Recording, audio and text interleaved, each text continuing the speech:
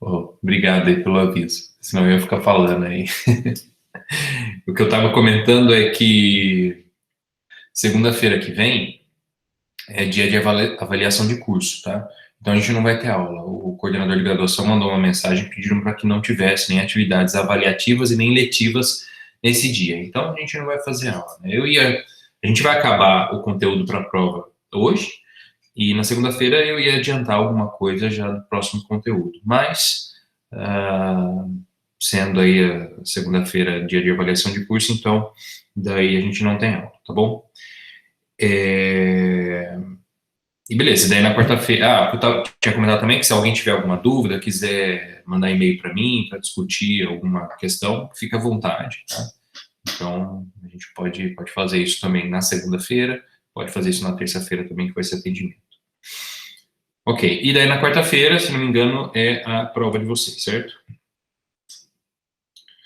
Tá, então hoje aqui a gente vai discutir dois resultados sobre órbitas periódicas no plano. Então, a gente demonstrou o teorema de Poincare-Bendixson, que não é exatamente sobre órbitas periódicas, ele fala sobre conjuntos limite, mas ali a gente tem órbitas periódicas aparecendo, né, como, sob algumas hipóteses, a órbita periódica aparece como conjunto limite, né.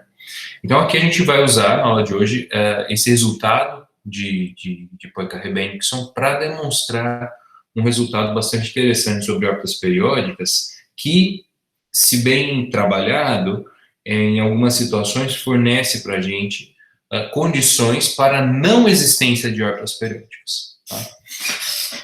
Então, vamos lá, né? Bom, tá, vou falar sobre uma condição de não existência, mas lembre-se que no caso de Poincare-Bendixson, se a gente tem, por exemplo, a informação de que determinado conjunto é positivamente invariante, né? Ou seja, todas as órbitas que iniciam ali ficam ali dentro, né? Para todo o tempo futuro.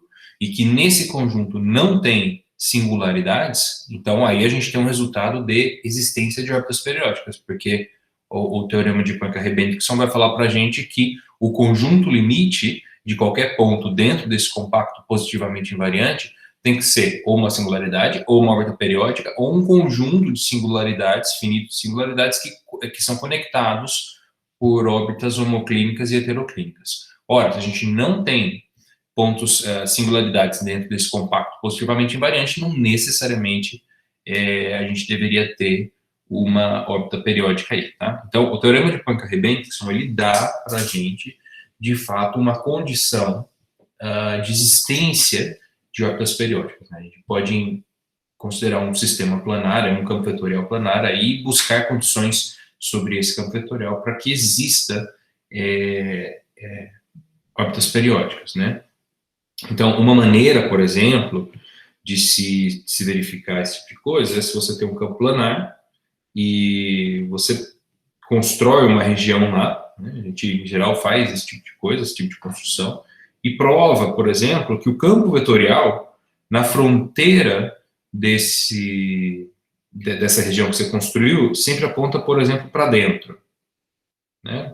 Você dá um jeito de provar aí, você toma uma região onde a fronteira é suave, ou seja, você consegue parametrizar isso daqui por uma função diferenciável, né? Então, daí você faz a derivada dela, multiplica faz o produto interno com o próprio campo vetorial aqui, então você consegue basicamente olhar para as direções do campo vetorial em cima dessa curva, né? Então, se você consegue provar algo desse tipo aqui, então isso significa que essa região aqui seria positivamente invariante, porque qualquer ponto que você tome aqui dentro, o fluxo não poderia sair por essa região, porque senão estaria apontando num sentido contrário, né? Se a gente sai dessa região, necessariamente o vetor aqui, ou ele vai ser zero, ou ele vai estar apontando aqui para fora, o campo vetorial, né?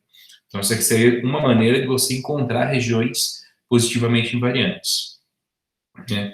Por exemplo, se daí aqui a gente faz vocês já vão entender porque eu vou fazer esse buraquinho aqui, para que a gente consiga fazer um buraco aqui, né? E a gente prova que aqui também a coisa aponta para dentro, né? Então, veja, eu estou construindo uma região aqui que ela não é simplesmente conexa, né? Então, estou tirando uma bordinha, né? Então, nessa situação, se a gente mostra que aqui a gente não tem singularidades, então necessariamente aqui tem que ter uma órbita periódica, pelo teorema de Poincaré-Bengtson. Né? Teria que ter uma órbita periódica aqui dentro. Pelo menos uma, poderia ter mais de uma, mas pelo menos uma a gente deveria ter. Ok? Então, essa aqui é uma forma, né, uma técnica para se buscar investigar a existência de órbitas periódicas em campos vetoriais planares. Tá? Então, agora, esse resultado aqui, ele vai dar uma consequência, né, do fato de existir uma órbita periódica num campo vetorial planar. Então, dado que existe uma órbita periódica, então determinada coisa acontece. O que eu disse com respeito a resultados de não existência é porque você pode forçar que essa consequência não aconteça, então não poderia existir órbitas periódicas no sistema. Então, vamos ver quem que é esse resultado aqui que vai vir como consequência do teorema de Poincaré-Bengtson. Né? Então, ó, seja F um campo vetorial planar de classe C1, definido num aberto aqui do plano, se γ zero é uma órbita periódica de F, tal que, essa condição aqui é muito importante, hein? Tal que o interior de γ zero, esse interior aqui, eu estou entendendo como sendo a região, né? Região no plano, não a região em U, região no plano, delimitada por γ zero. Tá? Γ zero é uma curva fechada simples em R2, então esse int aqui de γ zero é o interior, é a região delimitada por γ zero no plano. Né? Então, se essa região está inteiramente contida em U, então existe um P0 contido nessa região aqui, tal que f de P0 é igual a zero.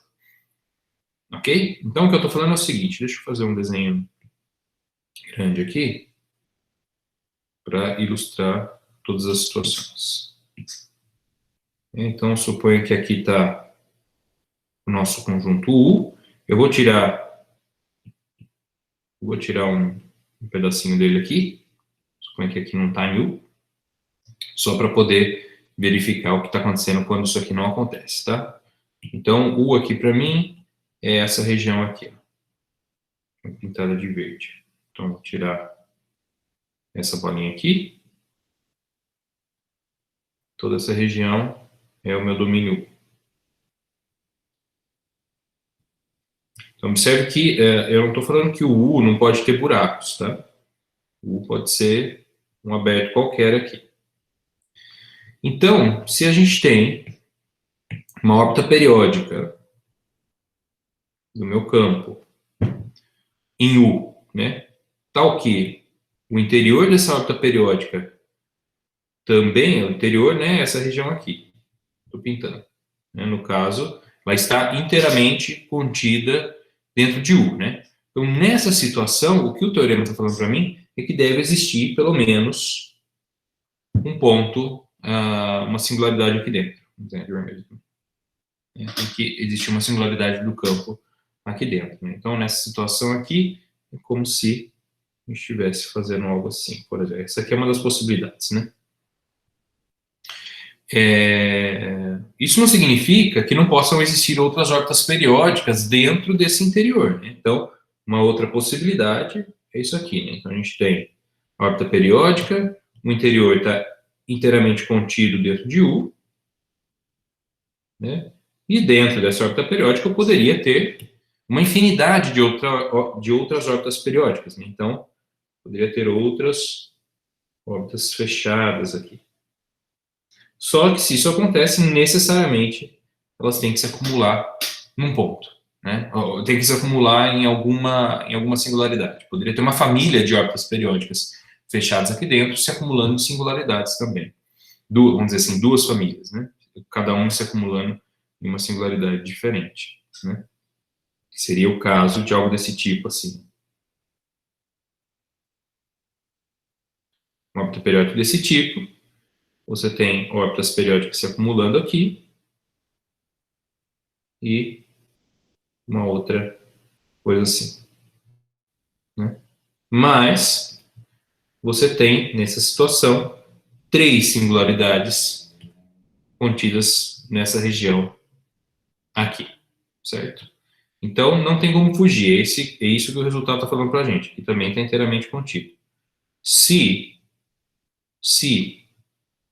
nós temos órbita, se a gente tem uma órbita periódica cujo interior está inteiramente contido em U, então tem que ter singularidades contidas na região delimitada pela órbita periódica, né? Essa situação não é necessariamente verdade, né? A situação de conter pontos singulares, se o interior da nossa órbita periódica, no plano, não estiver inteiramente contido em U, né? Que seria o caso de uma órbita periódica que faz algo desse tipo, né? Então, nessa situação, o teorema não vale, né? Eu poderia ter essa órbita periódica aqui e não ter nenhuma singularidade no meu campo F aqui dentro, né? Aqui dentro, na verdade, aqui, né? Porque o campo, na verdade, só está definindo onde está verde, né? Então, essa é uma situação onde o teorema não se aplica. Por exemplo, nessa situação aqui, ó, se eu removesse essa única singularidade do domínio do meu campo, né, então já teria uma situação onde a gente tem uma infinidade de órbitas periódicas e nenhuma delas contém uma singularidade no seu interior, tá bom? Então esse daqui é o resultado e a gente quer demonstrar esse resultado nessa aula aqui. Bom, para demonstrar esse resultado, a gente vai precisar de um lema técnico, que é um dos exercícios da lista, e eu vou discutir ele um pouco aqui com vocês, como se demonstra ele. Tá? É bastante interessante. Então, o resultado fala o seguinte, ó, seja F um campo vetorial de classe C1, definido no R2, que possui somente singularidades isoladas. Tá? Mostre que, se uma órbita gama não for periódica e nem singularidade, né? Então gama é uma órbita do sistema que não é nem periódica e nem singularidade. Então, é um resultado sobre a interseção entre conjuntos ômega e alfa limite. Então, nessa situação, ômega limite interceptado com alfa limite ou é vazio ou é uma singularidade. Tá? Então, é isso que a gente vai querer demonstrar, né? Eu vou tomar uma órbita gama. Se ela não for nem periódica e nem singularidade, então essa interseção aqui é vazia ou é uma singularidade. Tá? Então vamos lá. Então a primeira coisa que a gente vai fazer é demonstrar o que vocês têm que fazer, né? É demonstrar a seguinte afirmação. Né? Então, se P pertencente a ômega de gama união com alfa de gama, né? Então, estou pegando um ponto P aí que está em ômega de gama ou em alfa de gama, né? Se isso daqui se você tem um ponto desse tipo regular, né? Ou seja, se o conjunto ômega limite ou alfa limite de gama admitir um ponto regular, então, automaticamente, o que você tem é que ômega de gama interceptado com alfa de gama é vazio. Ok? Então, se um dos conjuntos limites admitir um ponto regular, então necessariamente a interseção deles é vazia, né? Então, como é que a gente demonstra esse tipo de coisa? Lembrando que a gente está assumindo que gama não é nem periódica e nem singularidade, tá? A gente está sobre essas hipóteses. Então, ó, se P é um ponto regular, né? Sendo P um ponto regular, e vamos supor que P está contido em ômega de gama. Então, P pertence a ômega de gama e é ponto... Bom, vamos colocar aqui, né? P pertencente a ômega de gama implica que existe uma sequência, né? De sempre, usando a definição aqui, existe uma sequência Tn crescente, tal que o φ de Tn, vamos colocar X aqui, ó, converge para P. E quem é esse X? Né? Eu estou assumindo que gama, na verdade, é um gama X, tá? É um ponto da minha órbita, então eu consigo calcular, por definição, né, o ômega e o alfa de gama como sendo o ômega e o alfa de X, né? Então, isso daqui é a primeira consequência. O fato de P ser regular, ou seja, isso aqui é diferente de zero, implica que existe aí, vai existir aí uma seção transversal, né? Então, existe um sigma, seção transversal, de F em P. Desses dois fatos, né, a gente consegue, como consequência do teorema do fluxo tubular, assumir, sem perda de generalidade, a gente fez isso aula passada, que o φ de Tnx pertence a sigma para todo n natural. Né? Então, lembre-se, eu tenho uma sequência de pontos que está convergindo para P, P pertence a uma seção transversal, então, usando o teorema do fluxo tubular, pego a vizinhançazinha ali do P, é uma vizinhança pequena, como essa sequência está convergindo para P, então, eventualmente, ela entra na vizinhança onde a gente pode, na vizinhança dada como consequência do teorema do fluxo tubular, né? Então, a gente consegue fazer a conjugação e encontrar tempos onde você continua o seu fluxo, né? Continuando um pouquinho para o futuro ou um pouquinho para o passado e atinge a sua seção transversal, né? Como você vai caminhar em cima de uma mesma órbita, então você conseguiria um Tn', onde satisfaz a mesma propriedade, é crescente, só que agora você também consegue que essas imagens aqui estão em cima da sua seção transversal. Então, essa é a ideia. Então, vamos ver o que está acontecendo aqui. Quais são as possibilidades, né? Então, eu tenho uma seção transversal. Essa seção transversal, ela contém um ponto P, ok? Então, esse cara aqui é o ponto P. Vamos assumir, né, que a primeira posição está aqui, desse cara aqui. E uma outra coisa que a gente vai fixar aqui também é a orientação aqui do campo, né? Vamos assumir que o campo está sempre apontando para cá. Posso fixar isso do jeito que eu quiser. O campo está apontando dessa forma. Então, vou fazer cópias aqui desse desenho para a gente poder estudar as diversas possibilidades de posições relativas entre as órbitas e esse ponto aqui, né? Então, a primeira coisa, eu vou olhar para o φ de T2, né? O φ de T2, ele tem duas possibilidades aqui a princípio, sem pensar em ômega, em alfa, limite, né? Como o φ de T2 tem que estar nessa variedade. O P é um ponto nessa variedade, divide essa variedade em dois pedaços, né? Então, o φ de T2 tem que estar em um desses pedaços. Então, vamos assumir que o φ de T2 está, por exemplo, aqui.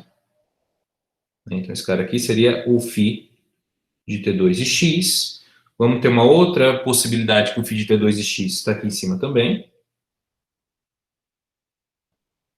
Agora, nesses daqui, vamos colocar o φ de T2 e x aqui embaixo. Que é outra possibilidade, eu vou colocar ele aqui embaixo também. Φ de T2 e x. Ok. Outra coisa que a gente vai ter que ver aqui. Eu vou olhar para a órbita do sistema, do meu campo vetorial, passando por esse ponto, e ele vai ter que dar algum jeito aqui e chegar nesse ponto. Né? Ele vai ter que fazer isso, porque é a órbita de um ponto, esse daqui é o momento que ele atinge aqui, esse aqui é o segundo momento que ele vai atingir aqui. Né? De que forma que eu vou fazer isso? Então, eu vou construir essa curva, ele vai chegar aqui de alguma forma, tá? E daí o que eu vou fazer é conectar, seguindo a minha seção transversal, né? Esses dois pontos, o ponto de saída e o ponto de chegada, né?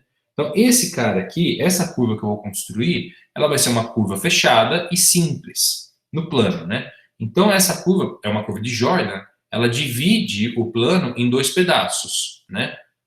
O interior dela e o exterior dela. Então, eu tenho aqui novamente duas possibilidades, né? Ou o meu ponto P vai estar contido no interior, posso pegar o interior com a fronteira, ou no exterior. Tá? Então, vamos desenhar essas duas possibilidades aqui. Então, vamos supor que a minha órbita faz algo assim. Essa é uma possibilidade. E a outra possibilidade é ela fazer algo assim. Tá, deixa eu fazer muito grande aqui. Essa seria a outra possibilidade dessa órbita. Tá? Aqui é a mesma coisa, ó. Vamos olhar para esse cara aqui. Ele poderia fazer algo assim.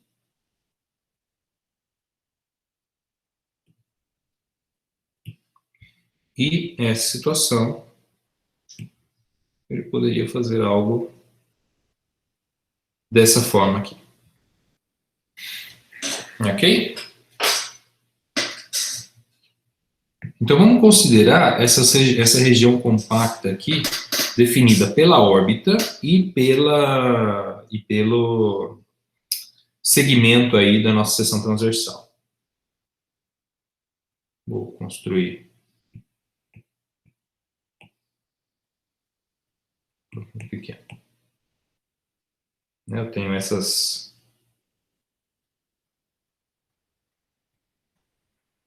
E a gente vai perceber que essas regiões aqui que eu estou pintando são regiões que são invariantes, ou positivamente invariante, ou negativamente invariante do meu campo vetorial, do fluxo do meu campo vetorial.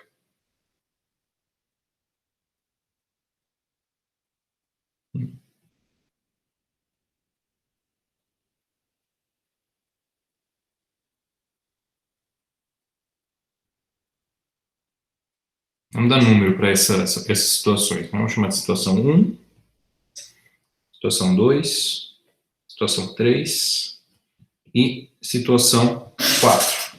Tá? Eu vou chamar essa minha região aí que eu pintei de região, sei lá, região K. Uma região compacta.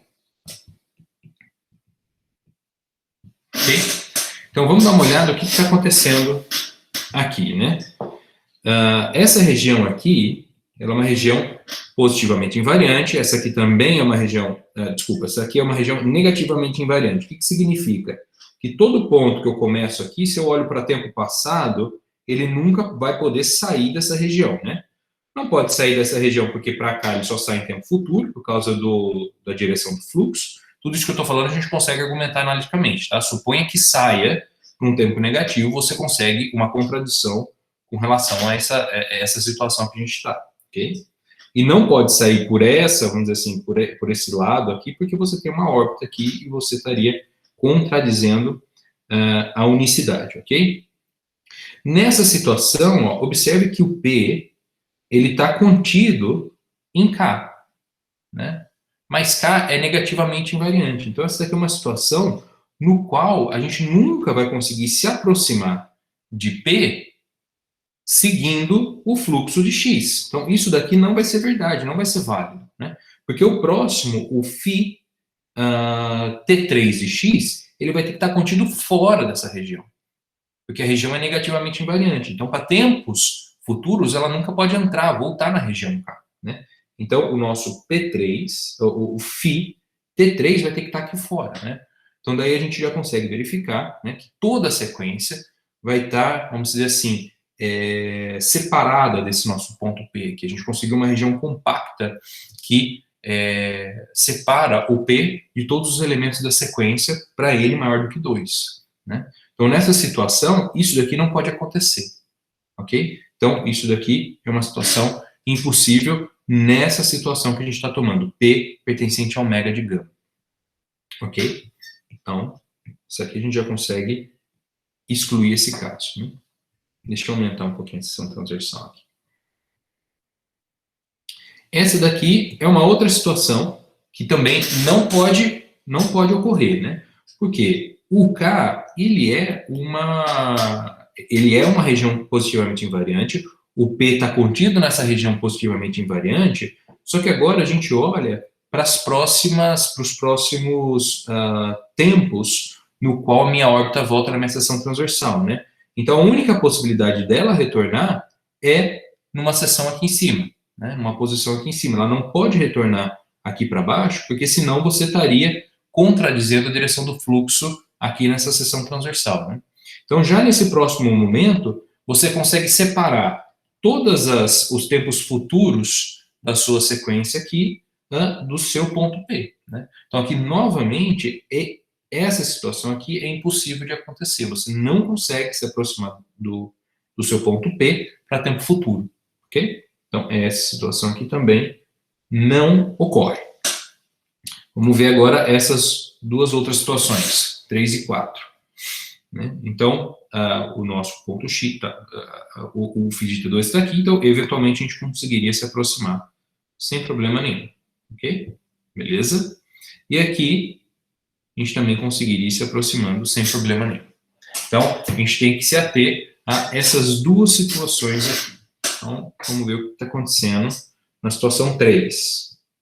Então, na situação 3, veja que interessante o que a gente tem. Na situação 3, a gente tem que K é negativamente invariante. Vou escrever melhor aqui. Negativamente invariante. Né? Ou seja, se eu olho para esse cara aqui, né? Vamos pegar esse ponto aqui que está em K, né? Se eu olho para o gama menos de x, né? Ou seja, a semiórbita negativa desse cara vai estar contido aqui dentro. Né? Vai estar contido aqui dentro. Isso implica que o alfa de gama está contido em K. Tá? Então, isso aqui é negativamente invariante. Esse ponto aqui está em gama, ok? Então, a semiórbita negativa, passando por esse ponto aqui, vai estar contido aqui dentro. Logo, o alfa limite desse ponto vai estar contido aqui dentro. Como o alfa limite coincide com o alfa limite da própria órbita, o alfa limite de um ponto da órbita coincide com o alfa limite da órbita, então o alfa limite da órbita, o alfa de gama vai estar aqui dentro. Ok? E por outro lado, se a gente olha para esse cara aqui, ó, R2 menos K, isso daqui é positivamente invariante. Né? Isso implica que o ômega gama estará contido em R2 menos K, fecho. Tá? Então, vamos ver o que está acontecendo aqui. Né? A princípio, a gente tem... Isso aqui não é um compacto, tá? Não é um compacto. Né? Mas como o ômega limite, se existe, ele poderia não existir. Tá? Se ele não existe, então é vazio. Né? Mas ele existe porque a gente já tomou um P pertencente a ele. Agora, observe o seguinte. Eu tenho informação de que ele está contido no fecho dessa região aqui do exterior. Então, poderia acontecer um problema dele conter pontos que estão contidos aqui, né? Ou seja, o alfa pode estar na fronteira de K, e a princípio o ômega também poderia estar na fronteira de K, mas isso não acontece. Duas formas da gente verificar isso. Tem um exercício na lista que fala que se o ômega limite de determinado ponto contém o próprio ponto, então isso tem que ser uma órbita periódica.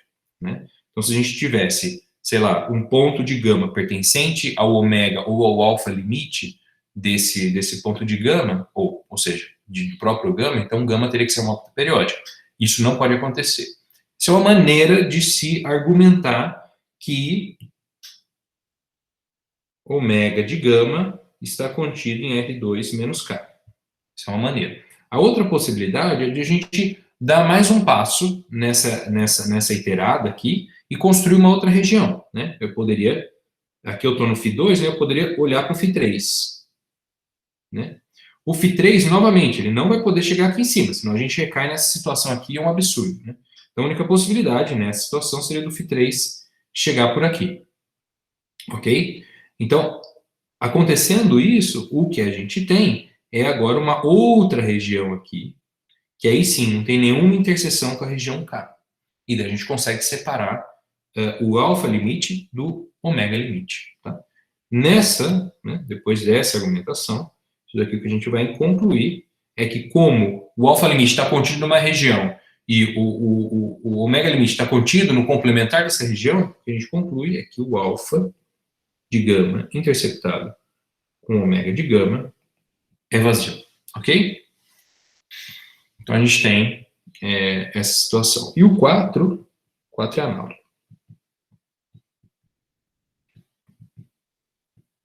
Analogamente, a gente consegue concluir que o alfa de gama interceptado com ômega de gama é igual a vazio. Então, observe que nós partimos de um ponto em ômega de gama, né? Então, para Q, sei lá, P pertencente a alfa de gama, o argumento é análogo também.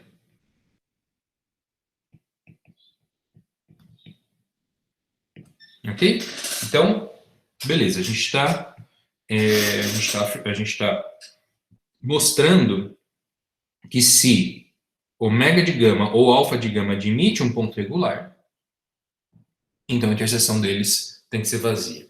Vocês observem que isso daqui é algo que tem uma exclusividade aí do plano, né? Tem questões de dimensão aqui envolvida, né? Questões de curva de Jordan, né? Que a gente consegue separar regiões no plano. Esse tipo de resultado, no espaço, ele já não é verdadeiro. Tá? Isso daí já não acontece. Mas é algo particular do plano, é por isso que existe aí uma área dos sistemas dinâmicos que se preocupa em estudar esses fenômenos que estão acontecendo no plano, porque a gente tem algumas propriedades que em dimensão superior não acontecem, né? Que é o que a gente já discutiu no caso do teorema de Poincare-Benz. Ok, então a gente demonstrou essa afirmação, né? A gente precisa concluir agora que as únicas possibilidades aqui é que essa interseção seja vazia ou que essa interseção seja uma singularidade. Então, ora, vamos assumir que a interseção não é vazia. Tá? Se a interseção não é vazia, então dessa afirmação aqui, a única possibilidade é que ômega de alfa, ômega de gama e alfa de gama contenham somente pontos singulares, certo? Então, é assim que a gente continua. Então, se alfa de gama interceptado com ômega de gama é vazio, né? É diferente do vazio, isso implica que alfa de gama união com ômega de gama, isso daqui é da afirmação, tá? Contém somente singularidades. Ok? Então, aqui, a ideia aqui é a gente aplicar. Eu não quero provar que esses caras aqui são conexos, tá? Não quero provar que eles são conexos. Apesar de que a gente poderia argumentar via conexidade, porque sem. Bom, enfim, eu não quero argumentar, não quero assumir que eles são conexos, e nem mostrar que eles são conexos. O que eu estou querendo dizer da conexidade é que a gente vai usar a mesma ideia de demonstração que a gente utilizou para provar a conexidade, no caso lá do teorema mais geral dos conjuntos ômega e alfa limite, para chegar a um absurdo aqui. Para mostrar que nessa situação aqui a gente encontra um ponto, em qual situação? Né? Na situação no qual você tem mais de um ponto crítico aqui dentro, né? Porque aqui o que a gente está falando é que ou é vazio ou é uma singularidade, né? Então, na situação em que esse cara aqui tem duas singularidades, eu quero obter um absurdo de maneira análoga ao que a gente demonstrou quando a gente estava argumentando a conexidade dos conjuntos alfa e ômega limite, né? Então, qual que é a ideia aqui? Vamos mostrar que ou alfa ou ômega pode possuir no máximo uma singularidade. Tá? Lembrando que ele só contém singularidades. A união aqui só contém singularidades. Então, suponha que, sei lá, ômega de gama possui duas singularidades. Ao menos duas singularidades, mais do que uma. Você sabe, né? Então vamos colocar aqui. Ômega de gama não possui pontos regulares. ok? Então, vamos supor que você tem as duas singularidades aqui de ômega de gama, e, por hipótese, você sabe que as suas singularidades, elas são isoladas, tá? Então, você consegue isolar essas singularidades. Consigo bolinhas aqui, vou colocá-las maiores. A gente consegue essas bolinhas aqui, onde fora dessas bolinhas, a gente não tem singularidade. Se o sistema tem outras singularidades, você também consegue isolar todas essas singularidades com bolinhas, ok? Ou seja, você tem muito espaço aqui fora de ponto regular, né? Você não vai ter, por exemplo, a gente fala de singularidade isolada, porque em determinadas situações, a gente tem um exemplo disso na lista, você tem retas e conjuntos que não são isolados de singularidade, você pode ter esse tipo de coisa, né? Ok, então, veja só, eu tenho o meu ponto X aqui, é um ponto da minha órbita, né? E eu estou assumindo que tanto P1, essa singularidade, quanto P2, né, P1 e P2, distintos, estão contidos em ômega de gama, né? Então, aqui a ideia é você fazer a mesma verificação que a gente fez no caso da conexidade, né? Como esses dois caras estão no ômega de gama, então a gente precisa visitar eles de maneira recorrente, né? E eles estão separados. Então, você consegue fazer isso de maneira analítica, a gente fez isso, né?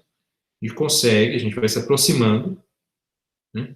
Mas a gente também tem que sair hora desse aberto e hora desse aberto. Então, o fato da existência de uma sequência de pontos que se aproximam do P1 e uma sequência de tempos, né, que se aproxima do P2, a gente vai conseguir também uma sequência que está fora dessas bolinhas aí.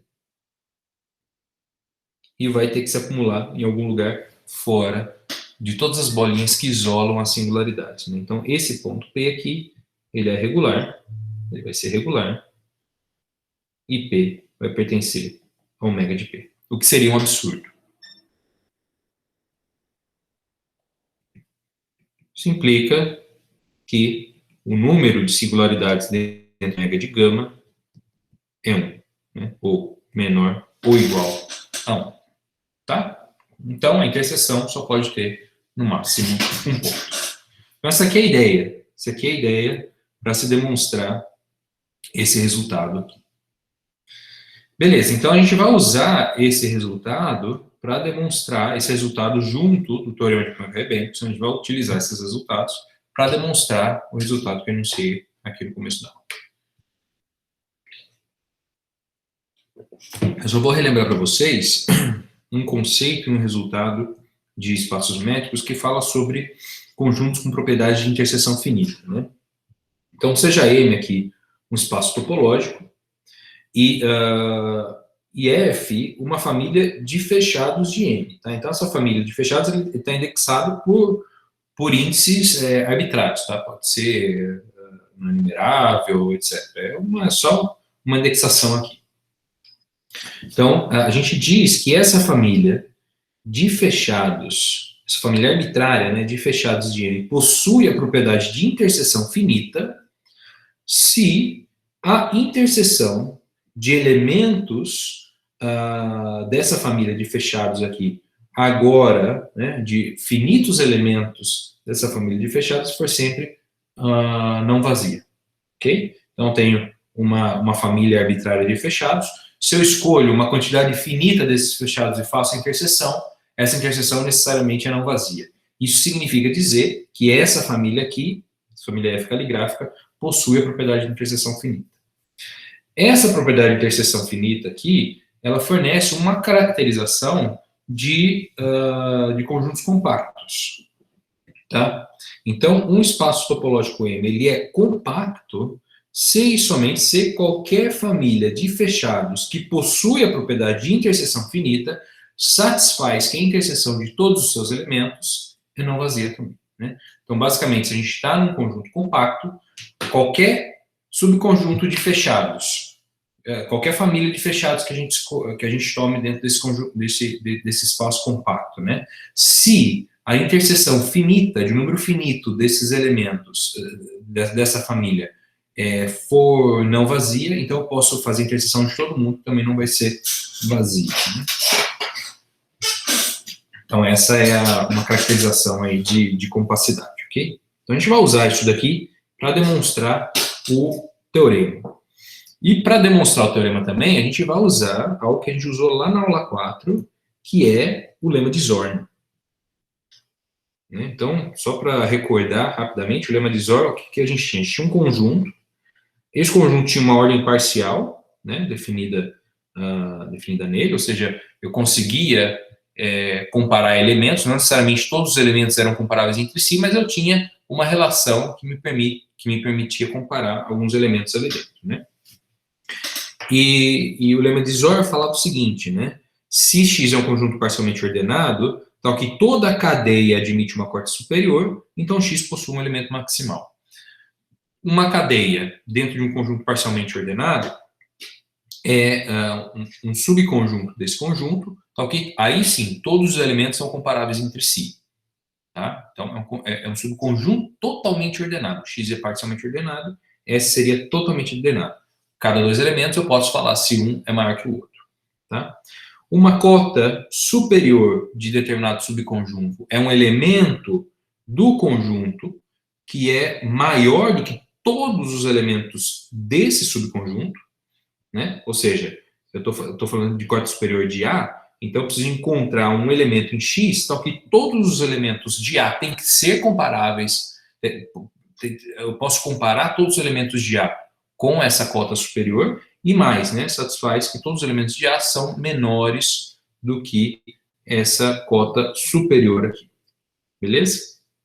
E um elemento maximal, aí sim, é um elemento de X que satisfaz essa propriedade. Né? Se eu tiver algum outro elemento de X que é menor do que ele, então tem que coincidir, na verdade, com esse elemento maximal. Okay? Não necessariamente esse cara tem que ser comparado com todo mundo, mas se alguém for comparado com ele e for menor do que ele, então, desculpa, for maior do que ele, né? Se esse maximal for menor do que qualquer outro elemento do conjunto, então, na verdade, ele tem que coincidir com o próprio maximal.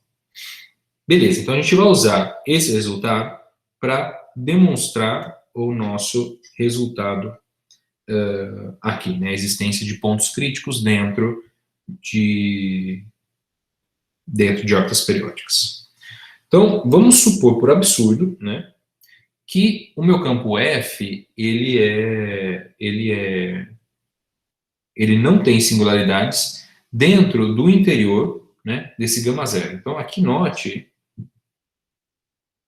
que se eu restringo o meu campo, né, ao interior aqui de gama zero, tomando fecho, inclusive, porque se o interior de gama zero não tem órbitas, não tem pontos críticos, o fecho desse interior também não vai ter, porque a fronteira dele é só a órbita periódica, que não tem pontos críticos. Né? Então, esse campo aqui não possui singularidades. É isso que eu estou falando. Né? Ou seja, eu meio que estou, né, eu entro, para essa restrição, eu entro em hipóteses desse lema aqui, quando eu falo que só possui singularidades isoladas. Tá? Não possui singularidades, significa que todas as singularidades por vacuidade são isoladas. Ok. Então, eu vou definir esse conjunto aqui. Ó. Vou tomar gama como sendo o conjunto de todas as curvas gama contida no interior de gama, no fecho do interior de gama zero, tal que gama é órbita periódica de F. Tá? Então, estou construindo um conjunto de todas as órbitas periódicas de F, do meu campo F, contidas em determinado lugar.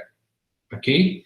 Observe que daqui, né, a gente tem que o interior de gama, né, posso chamar o fecho aqui, também vai estar contido no interior de gama zero. Né? Então, eu tenho uma órbita que seria o meu gama zero, eu tenho todo o interior desse gama zero aqui. Né? Se eu pego uma região simples aqui, se eu pego qualquer órbita que está aqui dentro, né? Então o interior dessa órbita também vai estar contido aqui dentro. Ok? Então, isso aqui seria o gama. Então, beleza. E lembrando, né, que eu estou assumindo que todo esse interior aqui está contido dentro do meu domínio. Eu não tenho buracos aqui dentro do meu domínio. Esse aqui seria o domínio 1. Tá? Ou seja, eu posso avaliar o meu campo vetorial em todos os pontos aqui dentro. Não tenho problema. Todos os pontos no interior desse cara aqui, interior desse cara estando contido dentro do meu domínio 1, ok? Então, o próprio gama zero é um elemento de gama, claro, né? Porque o gama zero está contido no interior, no fecho interior dele, na fronteira, na verdade, né? E eu vou considerar nesse conjunto aqui a ordem parcial. Vou pegar essa ordem parcial aqui. Então, gama 1, eu vou falar que gama 1 é menor do que gama 2, menor ou igual que gama 2, se acontece algo contraintuitivo. Se o interior, se o fecho do interior de gama 1 contiver o fecho do interior de gama 2. Né? Então, gama 1, estou falando isso aqui, né? É essa situação aqui, onde o gama 1 é esse cara aqui, o gama 2 é esse cara aqui. Né? Então, na verdade, se você pensar em tamanho do ciclo, o gama 1 seria maior. Né? Mas eu estou introduzindo essa relação aqui. Né? Então, é claro que eu posso ter dentro de gama 0, eu posso ter elementos que não são comparáveis. Né? Então, por isso que a ordem é parcial. Não tem nenhuma garantia de que eu posso comparar dois elementos dentro de gama. Né? Mas, se eu puder comparar, então essa relação vai ser dada por essa regra aqui. Ok?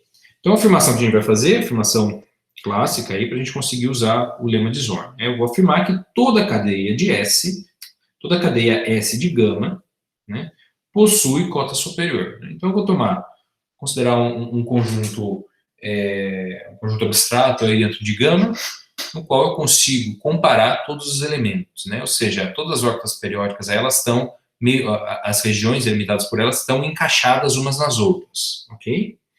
E o que eu vou querer demonstrar é que existe uma órbita periódica aí em gama que está contida em todas elas, tá? Ou seja, é cota superior, ou seja, gama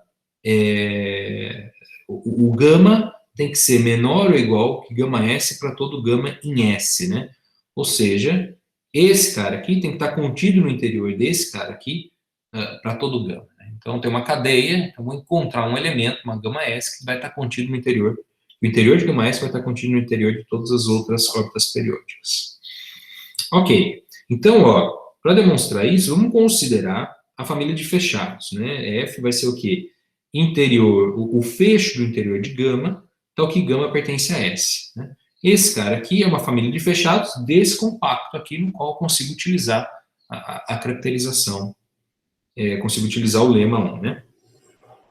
Ok, então, se eu escolher qualquer subconjunto finito de F, né, qualquer subconjunto finito, como S é cadeia, então eu tenho que eles estão encaixados. Né? Qualquer subconjunto finito de F é algo desse tipo aqui. Né? Porque um tem que ser comparado com o outro. Então você pega uma quantidade finita, vai comparando de 2 a 2, então você consegue colocar eles numa sequência de compactos que estão encaixados no outro. Ok? E aqui é finito, né? Você não precisa nem se preocupar com lema de compactos encaixantes, etc. Aqui é uma quantidade finita desses caras. Né? Então você sempre consegue um que está contido em todos eles. Né? Então o que você tem aqui é que essa interseção aqui ela é não vazia. Né? Então qualquer subconjunto finito que você tomar aqui dentro desse seu conjunto F, da sua família F de fechados, você tem que a interseção é não vazia. Isso implica que essa família F aqui, ela satisfaz a propriedade de interseção não vazia. Sendo M um conjunto compacto, então a gente tem que essa interseção aqui de todos os elementos da minha família de fechados F tem que ser não vazia. Tá? Então eu vou chamar esse conjunto, essa interseção aqui de sigma. Né? Vou tomar toda essa interseção. Então, algumas propriedades que sigma satisfaz. Né? Primeiro, sigma, claro, está contido no fecho do interior de gama zero, ok? Porque gama zero é o que contém todo mundo, né? Gama zero contém todos esses caras aqui. Isso daqui a gente já sabe que está contido em U, né? Então, o sigma em si não contém pontos singulares, ok? Porque esse cara aqui não contém pontos singulares. Beleza. Outra coisa, né? Sigma é compacto, e ele é compacto porque ele é uma interseção aqui de fechados, todos eles limitados, então ele vai ser limitado, fechado e limitado no R2, ele vai ser compacto. E eu afirmo que ele é invariante, pelo fluxo, né? Então, por que ele vai ser invariante? Então, se eu tomo Q, um ponto em sigma, o que a gente tem é que esse ponto vai estar contido no interior desses gamas aí, do fecho desses gamas, para todo gama em S, né? Então, novamente, no plano, as órbitas periódicas, elas dividem, as órbitas fechadas, né? Elas dividem o plano em dois pedaços, né? Então, como eu não posso, como eu tenho unicidade de soluções, né? Como eu tenho unicidade de soluções e eu não posso sair dessa região pelo meu fluxo, porque senão eu estaria interceptando uma solução, né? Então a gente tem que essa região aqui de dentro, ela é invariante, né? Então o que eu estou dizendo é, você tem aqui um gama, se você toma um ponto aqui dentro, você tem que, com a órbita, você tem que continuar aqui dentro, você nunca pode sair daqui, certo? Então a gente tem esse cara, e o que eu acabei de explicar está escrito aqui, né? Então, esse f de t, o fluxo dele, vai vai pertencer ao interior de gama, para todo gama em S, para todo t em R. Tá? Por que para todo t em R?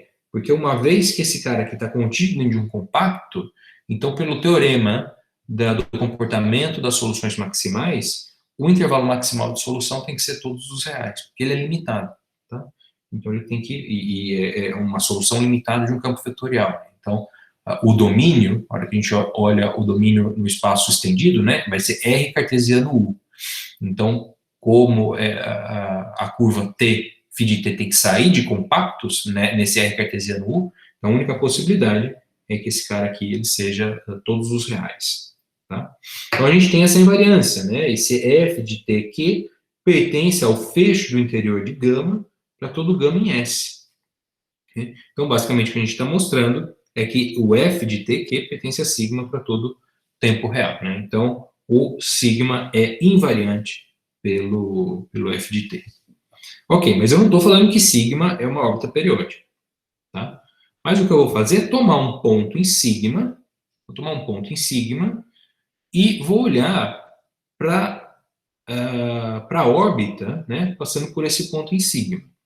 Uma vez que a gente já verificou que sigma é compacto e invariante, né, o que a gente tem é que toda a órbita vai estar contida dentro de sigma compacto. Né? Peguei um ponto Q em sigma, eu sei que sigma é invariante, então a órbita desse ponto Q vai ter que estar contida em sigma, e sigma é compacto. Né? Então eu tenho que toda essa minha órbita aqui vai estar contida num compacto. Eu posso usar agora o teorema de Poincare-Bendixson, porque eu sei também, né, que sigma não contém singularidades. Né? Sigma não contém singularidades. Eu tenho uma órbita que está contida dentro desse compacto.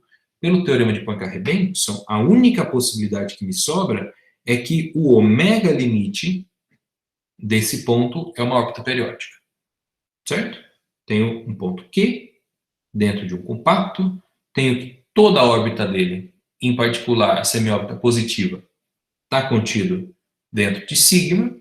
Sigma não contém singularidades, então a hora que a gente olha para a lista dada pelo teorema de Poincare-Bendixson lá, a única possibilidade que sobra é uma órbita periódica, para o conjunto ômega limite. Né? Ele existe e tem que ser uma órbita periódica. Então eu vou definir gama S como sendo o conjunto ômega limite de Q, né? Que está contido aqui dentro de sigma, porque sigma é compacto. E gama S vai ser uma órbita periódica. Então, observe o seguinte, né? Gama S está contido em sigma, e sigma está contido no interior de gama, no fecho do interior de gama, para todo gama. Né? Então aqui é o mesmo desenho, né? A gente tem o gama, eu tenho o gama S, né? Então, esse interior aqui tem que estar contido no interior do maior, né? Então, o que a gente tem aqui é que o interior de gama S, o fecho interior de gama S tem que estar contido no interior de gama. Ok? Muito bem, isso para todo S. Então, o que eu estou conseguindo aqui? A hora que a gente olha para a definição da nossa ordem parcial, eu estou conseguindo, na verdade, que gama S é uma cota superior para minha cadeia, né? Gama é menor do que gama S para todo gama em S, ok? Então, gama S é um elemento de gama, né? Porque satisfaz essa propriedade aqui para todo gama em S, em particular para gama zero, né? Em particular, a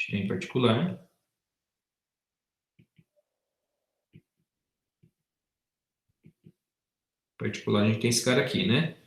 Sei lá, acho que está escrito assim, né? Gama S contido no interior de gama zero fecho, que implica que gama S pertence a gama.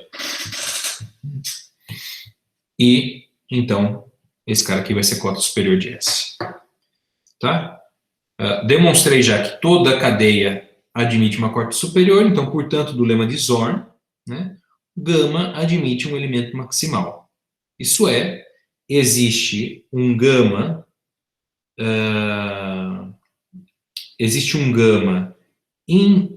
estrela em gama. Aqui eu escrevi um pouco, aqui está errado, né?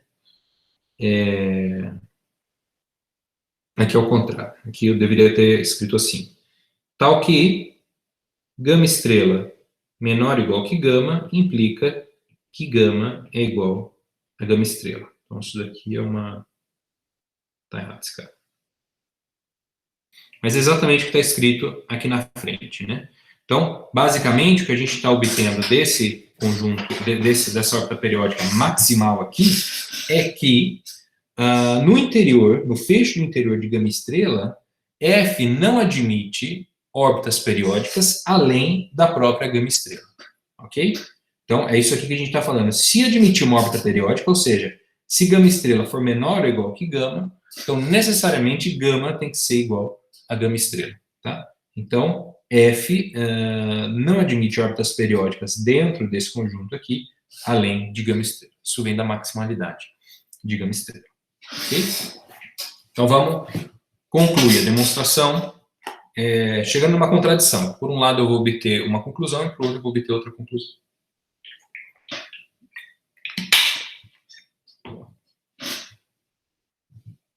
Tá. Então, agora vamos tomar P como sendo um ponto aí no interior desse gama estrela. Ok? Então, novamente, P está no interior de uma órbita, da região delimitada por uma órbita periódica. Então, essa região ela é invariante, né? Então, o gama P vai estar contido nesse interior aqui. Esse cara aqui está, em particular, contido no interior de gama zero, que na verdade posso colocar do fecho, porque é a definição que a gente tem, né? Vai estar contido aqui nesse interior. E, então, esse cara aqui não pode ser uma órbita estacionária. Por quê? Porque esse interior aqui, pela hipótese de absurdo, pela suposição de absurdo que a gente fez, não contém singularidades, ok? Então, essa gama de P aqui não tem nenhuma possibilidade de que ela seja uma órbita estacionária. Mais ainda, né, da maximalidade de gama estrela, temos ainda que o gama de P não é órbita periódica. Porque se ele fosse órbita periódica, veja que o P está contido no interior de gama estrela, não está contido no fecho. Ele não pode ser um ponto de gama estrela. Estou pegando um ponto que não está em gama estrela, está no interior da região delimitada por gama estrela, né? Então, essa órbita, se ela fosse uma órbita periódica, ela não poderia ser a gama estrela, porque ela tem um ponto que não está contido em gama estrela, certo? No entanto, ela não pode ser periódica, porque se ela fosse periódica, ela estaria contradizendo a maximalidade do gama estrela, porque sendo gama estrela máximo, então, se a gente tem uma órbita periódica no fecho do interior dele, tem que coincidir com ele, ok? Então, o gama de P não é nem uma órbita estacionária e nem uma órbita periódica. Então, agora a gente está nas condições do lema 1, né? Porque o F restrito a esse interior não contém singularidades, em particular todas as singularidades são isoladas. Eu tenho uma órbita que não é nem estacionária e nem periódica, então, portanto, do lema 1 a gente tem que o conjunto ômega de P interceptado com alfa de P ou é vazio ou é uma singularidade. Tenho essas duas possibilidades. a interseção de ômega de P com alfa de P é vazio ou é uma única singularidade. Então, vamos obter uma contradição com essa afirmação aqui. Eu vou até grifar ela aqui. A gente vai contradizer essa conclusão. Né? Então, por outro lado, dado que gama de P está contido, agora ele está contido no interior de P, eu vou colocar o fecho aqui só para enfatizar que é um conjunto compacto. Né? Então, dado que gama de P está contido aqui, e esse cara aqui é compacto e sem singularidades de F, eu posso aplicar novamente o teorema de Poincaré-Bendixson e concluir que o ômega de P e o alfa de P são órbitas periódicas aqui dentro. Ambos são órbitas periódicas. Porque tanto a semiórbita positiva está contida aqui dentro, quanto a semiórbita negativa está contida aqui dentro também. Só que aqui a gente não tem singularidades. Então, a hora que a gente olha a lista das possibilidades do Poincaré-Bendixson, a única possibilidade que sobra para a gente é órbita periódica. Ok? Então, eu tenho que ômega de P e alfa de P são órbitas periódicas nesse fecho aqui. Da maximalidade do gama estrela, o que tem que acontecer? Tem que acontecer que tanto o ômega de P quanto o alfa de P, eles têm que ser o próprio gama estrela. Tá? E daí a gente contradiz o fato desse cara ser ou vazio, certamente não é vazio, porque eles coincidem, ou uma singularidade, certamente não é singularidade, porque eles são uma órbita periódica. Ok? Então, aqui a gente conclui, a gente chega numa contradição, né? A gente contradiz essa afirmação aqui do lema 1, e a gente conclui que não pode acontecer isso aqui. A gente precisa ter singularidades dentro dessa região aqui. Ok? Pessoal, algum comentário aqui, alguma dúvida? Respirar um pouquinho. Professor, pergunta rápida. Pode falar. Isso só vale para a dimensão 2 ou vale para toda a dimensão? Não, só vale para a dimensão 2. Tá, beleza. A gente está usando coisas que são muito particulares do plano. Por exemplo, essa questão, você tem aqui um ponto pertencente ao interior de uma órbita periódica, e desse fato a gente conclui que toda a trajetória desse ponto tem que estar também no interior dessa órbita periódica. Isso não vale no espaço. Isso não tem a menor chance de valer no espaço. Né? Se você tem uma órbita periódica no espaço, né, o que significa o interior dela? Né? Vamos pegar o plano, mais ou menos, que contém essa órbita periódica e definir alguma coisa como sendo o interior dela. Ok, você pega um ponto aqui, você pode sair dessa região sem problema nenhum. Né? No plano, você não consegue sair, porque essa curva no plano, ela divide o plano em dois pedaços. Né? Então, para você sair dessa curva, você necessariamente tem que interceptar a curva. Isso daqui é um problema, porque você não pode ter unicidade de soluções. Ok? E você precisa ter unicidade de soluções, porque se você não tivesse unicidade de soluções, apesar de você não poder fazer de maneira transversal essa saída, suponha que você não tem unicidade de soluções. Então, existe possibilidade de você sair dessa região tangenciando ela, sabe? Tipo uma cúbica, assim. E se você não tivesse unicidade de soluções. Que seria aquele caso, lembra que a gente fez o raiz cúbica de x ao quadrado, né? Uhum. Que você tem isso daqui como sendo uma solução e várias outras soluções saindo por aqui, né? Que moram na reta, no eixo, mas em algum momento elas saem, né? Então, você pode adaptar essa situação e de maneira com que essa propriedade não seja válida, que você consiga sair de dentro de órbitas periódicas, você conseguiria adaptar essa situação. Então, por isso que aqui a gente também está assumindo C1, para não ter problema. A gente tem unicidade de solução. Beleza? Entendi. Obrigado, professor. Ok. Então, deixa eu apagar aqui, para não gerar confusão. Pronto. Então, isso daqui não acontece. Tá, então esse é o resultado que a gente demonstrou, né? O primeiro resultado dessa aula que a gente demonstrou aí para para órbitas periódicas, né? Órbitas periódicas no plano. Agora a gente vai demonstrar um outro resultado, vou sair um pouco da aplicação teorema de Poincare-Benson, eu vou demonstrar um outro resultado que também é muito interessante, só vale para o plano, e ele dá basicamente, a gente volta lá no mapa de Poincare, né? Ele dá basicamente uma expressão para a derivada do mapa de Poincare, independente da seção transversal que a gente está trabalhando. Então a gente vai ver, eu vou deixar nos comentários aqui, a gente vai ver que a gente consegue estudar a estabilidade dessa órbita periódica, verificar se é um ciclo limite ou não, via essa diferencial. Então, vamos lá. O próximo resultado é o seguinte, ó. Seja F um campo vetorial C1 definido no aberto. Então, é um campo vetorial planar. E vamos assumir que para algum P, dentro desse domínio aqui, o gama de P, a órbita, vai ser uma órbita periódica. Eu estou colocando esse T periódico aqui, mas eu estou fazendo um abuso de notação, tá? Então, entenda o que eu quero dizer aqui, né? T, φ de TP é T periódico. E sempre que eu falo isso, eu estou falando que T é período mínimo. Porque a construção do mapa de Poincare depende de que isso daí aconteça. Né? Ok, então, já construí, a gente já tem o mapa de Poincare construído em algum lugar aqui, né? Acho que é, né? Vou usar esse teorema aqui do mapa de Poincare. Então, sala 16, para que eu vou? Então, ixi, me perdi aqui.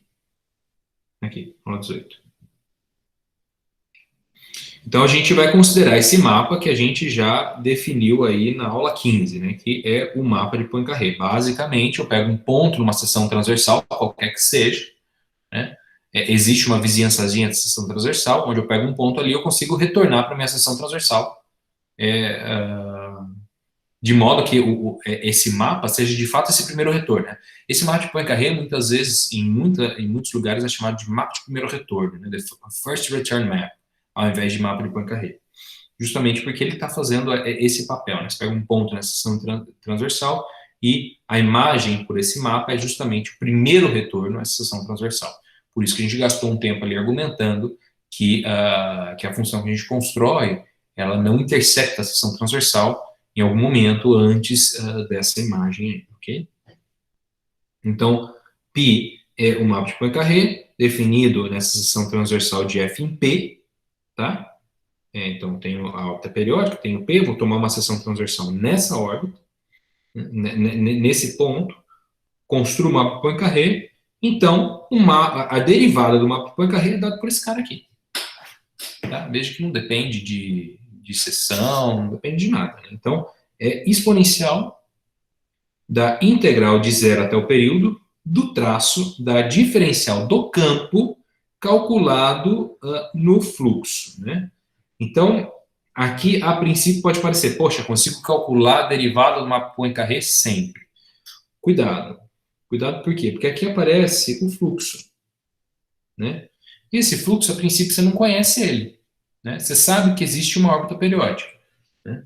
Mas você não consegue, eventualmente, parametrizar essa órbita periódica pelo tempo. Né? Às vezes, por nada. Né? Se você conseguir uma outra parametrização dessa órbita periódica, você também consegue, fazendo mudança de variáveis de integração aqui, você consegue uma expressão para derivada. Né? Mas, em geral, você não tem pista de como é essa expressão. Então, bom, em casos muito particulares você tem. Né? Então, cuidado. Então, esse daqui não é a salvação do mundo, que você sempre consegue calcular a derivada de mapa Poincare, porque essa expressão depende da própria solução. Mas, por exemplo, né, numa situação que apareceu na prova, né, que isso daqui lembra muito, né, a fórmula de Liouville, a gente vai ver que está muito relacionado. Se o seu campo, né, o traço da diferencial do campo, o traço do jacobiano do campo é chamado de divergente do campo, né? Se o divergente do seu campo não depender das variáveis espaciais, né, ou seja, se na diagonal aí da diferencial da f não aparecer, por exemplo, as variáveis espaciais, não aparecer as variáveis da f, então, mesmo que aqui apareça o fluxo, esse traço aqui não vai depender do fluxo, né? Então, por exemplo, seria uma situação no qual você sempre consegue calcular essa diferencial, tá? Então, isso daqui ajuda, dá muitas informações em determinadas situações, porque a gente consegue fazer estimativas da diferencial, pelo menos, né? Mas tem que tomar cuidado, né? Temos o fluxo aparecendo aqui dentro.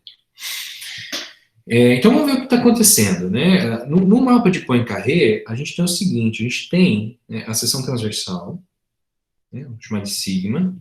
Aqui a gente tem o nosso ponto P aqui, que é o ponto base, onde a gente tem uma órbita periódica. Tem uma órbita periódica aqui, né? Então aqui é o ponto P. E o mapa de Poincaré mesmo está definido por uma... deixa eu construir a seção aqui diferente.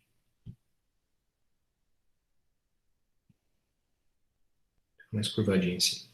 O mapa de Poincaré mesmo está definido por um sigma zero aqui, né? Mas esse sigma zero coincide com sigma numa vizinhança de P, né? Numa vizinhança em sigma, né? Então isso significa que o espaço tangente deles, né? Se eu pego, estou falando espaço tangente, mas se eu pego a reta tangente deles aqui, né? Eu estou chamando de TP sigma, são as mesmas, ok? Então, o π, né, o π é uma aplicação que sai de sigma e chega, sigma zero chega em sigma, né? Então, a diferencial do π aplicado no ponto P, né? Porque o π de P é igual a P, né? Porque P é periódico, o primeiro retorno, então eu estou saindo daqui, desse ponto aqui, e retornando para esse ponto aqui, né? Então, esse cara aqui, essa diferencial, vai pegar pontos que são tangentes à variedade sigma no ponto P e vai levar para pontos que são tangentes à variável sigma no ponto P também, certo? Então, a gente vai ter que estar aqui, lógico que eu estou falando de um espaço vetorial, né? Que eu estou enxergando o espaço vetorial transladado, né? Mas é como se a gente estivesse pensando a origem aqui, certo? A origem do sistema aqui. Então, esse cara aqui é um espaço vetorial. Então, como esse cara aqui tem dimensão 1, esse cara aqui tem dimensão 1, e esse cara aqui é igual, né? Eles coincidem, tem dimensão 1 também. Isso daqui é um operador, né? Então, isso aqui também é um espaço vetorial real, né? Então, como que funciona os operadores dentro de espaços vetoriais reais de dimensão 1, né? Quer dizer que esse cara aqui é um número, né? Ele vai pegar um vetor aqui e vai ou aumentar ou diminuir esse vetor, né? Para continuar no mesmo espaço vetorial. Então, na hora que eu olho o dπp aplicado num vetorzinho aqui, isso aqui é simplesmente um número vezes esse vetor. Ou eu vou esticar esse vetor, ou eu vou diminuir esse vetor, né? Esse cara aqui é o que pertence aos reais. Eu estou falando isso só para justificar essa expressão aqui. Se a gente olha para essa expressão aqui, ela é a exponencial de alguma coisa, né? Então, de fato, ela é um vetor, é um número, né? Se esse cara aqui tivesse dimensão maior do que 1, a gente tem que tomar um pouco de cuidado, né? Porque daí já seria uma matriz, né? Ou seria, em outras palavras, poderia ser representado por uma matriz, né? Mas nesse caso aqui, ele é representado por um número mesmo, essa diferencial, né? Tá pegando esse vetor e levando nesse vetorzinho aqui, que está no mesmo espaço. Ok. Beleza. Então, vamos demonstrar esse teorema aqui, e essa demonstração é muito legal, porque ela é indireta. Você meio que constrói a matriz de uma aplicação em determinada base e usa a invariância do determinante pela base, por mudança de base, e você ganha de graça aí essa diferencial. Então, vamos ver o que vai acontecer aqui. Então, ó, e lógico, né, as coisas que vão ter que aparecer aqui, dada a expressão dessa derivada aqui, tem que ser coisas como matriz fundamental, porque a gente tem que usar o teorema de Liouville para chegar em alguma coisa desse tipo. Então, a primeira coisa que a gente vai fazer é justamente isso. Ó. Vou tomar φ de t, como sendo a diferencial do fluxo, né? Diferencial de fluxo é diferencial de soluções em condições iniciais.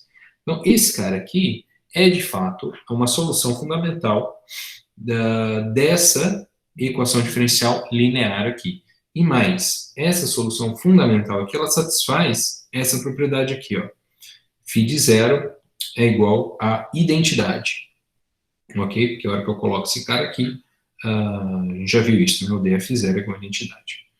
Então, a gente pode aplicar a fórmula de Liouville diretamente nesse cara aqui e descobrir o seguinte, ó, que o determinante do ft de p, né, é igual ao determinante de φ de t maiúsculo aqui, e da fórmula de Liouville, isso aqui seria o determinante de φ0, que é 1, vezes essa exponencial aqui.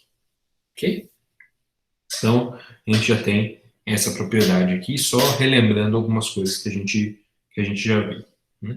Então, ontem, na aula no atendimento, várias pessoas me perguntaram sobre o exercício 12. O exercício 12, da lista, a gente já usou ele fala basicamente que o dft de P vezes f de P é igual a f de ft de P, uma coisa assim. E para demonstrar esse exercício é simples, é derivar dos dois lados. Tá? Derivar dos dois lados, verificar que satisfaz a mesma condição diferencial, na mesma condição inicial, então, portanto, eles têm que coincidir para todo o tempo t, em particular, aplicando agora para t igual ao período, isso aqui tem que ser satisfeito, ok? Porque P é um ponto de uma órbita periódica, então Ft de P é igual a P. Então, isso aqui vai sair diretamente do exercício 12, a gente já usou esse cara aqui na hora de calcular derivadas, inclusive, de um mapa de Poincaré. Então, ó, vamos considerar agora uma parametrização da minha seção transversal. Okay? A seção transversal é definida via as parametrizações dela. Né? Então, eu vou considerar uma parametrização F, aqui satisfazendo todas as propriedades que a gente tem lá das seções transversais. E vai ser uma parametrização tal que o F de zero é igual a P, né? Porque a gente quer usar o P como sendo a base aí dessa minha seção transversal, né? O ponto base, onde ela corta de fato a minha órbita. E, né, por definição de seção transversal, essa nossa F ela tem que satisfazer esse cara aqui também, né? Se eu pego esse conjunto aqui, F de P, F' de zero, isso daqui é o F da F de zero, F' de zero, e esse cara aqui é um conjunto linearmente independente, né? Que forma uma base do nosso, do R2, ok? Isso daqui, na definição de parametrização, tem que ser satisfeito para todo S, né? Para todo S no nosso domínio, mas aqui eu só vou precisar para S igual a zero. Ok. Então, fixa essa parametrização e vamos lá agora para o teorema do mapa de Poincaré. Eu sei escrever esse mapa de Poincaré. Né? O mapa de Poincaré ele é escrito como φ de um tal de Q, que já é bem definido aqui, Q. Né? Ou seja, pego um ponto Q na minha seção transversal, caminho um tempo tal de Q e volto para a seção transversal. Então, vou escrever isso aqui agora. Né? Então, o π de f de s vai ser igual a φ de tal de f de s, f de s. Ok? E vamos calcular a derivada desse cara aqui. Né? Então, a diferencial da π em P aplicado em f' de zero, lembrando que f' de zero é de fato um vetor tangente à nossa variedade, né? Como esse cara aqui, esse f de s é basicamente uma curva que mora em cima de sigma. Então, a hora que você calcula, e é uma parametrização de sigma, de um pedaço de sigma, porque sigma tem dimensão 1. Então, a hora que você calcula essa derivada, vai ser um vetor tangente a sigma em P, ok? Essa derivada aqui. Então, esse cara aqui, a dπ aplicado em f' de zero, é igual a essa derivada aqui, né? Então, a dds de π de f de s para s igual a zero. Né? Então, usando essa fórmula aqui, isso daqui vai ser a dds da φ de tal f de s calculado em s igual a zero. Né? Então, vamos calcular aqui as diferenciais. Então, primeiro eu preciso calcular a diferencial da f em t, né? Nessa variável aqui. E calcular nesse ponto aqui, t de f de zero, f de zero. F de zero é p, e tal de p é o período, é t grande, ok? Então, f de t grande, p, vai ser igual a p também. Então, conclusão, é que essa primeira derivada que a gente faz aqui é igual a f de p. Preciso multiplicar pela derivada de quem está aqui dentro, né? Então, a derivada de quem está aqui dentro, a gente já viu. É a diferencial da tal, que atua como um gradiente, vezes esse vetor aqui, f' de zero. Então, esse cara aqui é um número, que a gente vai chamar de A. Agora, eu preciso calcular a derivada nessa outra coordenada aqui. Então, essa é a derivada do fluxo, né? dft de P, aplicado nesse vetor aqui também, no f' de S. Então, olha o que a gente tem aqui, né? A gente tem essa informação. Observe que f de P é um elemento desse B aqui, que é uma base do R2. E agora a gente consegue escrever esse cara aqui, ó, dft P vezes f' de zero, onde f' de zero é um outro elemento da base do R2, dessa forma aqui, ó. dft P vezes f' de zero é igual a menos A vezes f de P, esse cara aqui, mais a diferencial de P, a diferencial de π em P vezes o f' de zero. Então, eu tenho essa matriz aqui, que eu conheço o determinante. Eu tenho dois vetores, que é o f de P e o f' de P, que formam uma base do R2. E os produtos dessa matriz por esses dois vetores são escritos em termos desses mesmos vetores, né? Então, o dft, o dft vezes o f de P é o f de P, um elemento da base. E o dft de P vezes o f' de P é igual a menos A vezes f de P, que é um dos elementos da base, mais a diferencial de π vezes f' de P, vezes f' de zero, que é um outro elemento da base. Então, isso significa que, né, de 1 e 2, que a matriz desse... Que essa matriz aqui, na base B, ela se escreve dessa forma aqui, né? Então, esse operador vai levar esse vetor, o vetor 1, 0, né? Quem que é o vetor 1, 0? Né? Esse cara aqui é simplesmente o f de P, né? Vai levar o f de P no f de P, então a primeira coluna é esse cara aqui. E a segunda coluna, a primeira coordenada é menos A, e a segunda é dπp, ok? Então a gente escreveu essa matriz aqui numa outra base, né? Só que o determinante é invariante por mudança de base. Então, o que a gente tem aqui é que eu consigo calcular o determinante dessa matriz aqui e eu sei quem que é esse determinante. Esse determinante é esse cara aqui. Ok? Só que agora, quem que é esse determinante aqui? Esse determinante é o próprio dπp, que eu tenho um zero aqui, veja. Então, o que eu estou concluindo aqui, o dπp é igual ao determinante de ft de p, que eu conheço e é justamente o que está no meu enunciado. Ok? Então, a gente conclui aí essa demonstração. Então, esse cara aqui é interessante, calcular essa derivada aqui, mas agora vou enunciar esse teorema, esse exercício aqui, eu vou comentar um pouco sobre ele, para mostrar qual é a importância da gente conhecer a derivada do mapa de Poincaré. Depois que a gente for estudar a forma comportamento local de singularidade, que a gente vai fazer uma ponte também com comportamento local de pontos fixos em mapas, né, não só em campos vetoriais, a gente vai ver que a gente consegue caracterizar o comportamento local dos mapas ou das órbitas estudando a derivada dos pontos singulares ou dos pontos fixos de mapa, né? Então, o ponto P aqui, ele é um ponto fixo do nosso mapa de Poincaré, né? Então, conhecendo a derivada dele, a gente consegue caracterizar, né, em diversas situações, o comportamento local desse mapa e aqui, consequentemente, o comportamento local da nossa órbita periódica. Tá? Então, vai ser um exercício, eu vou comentar ele agora com vocês.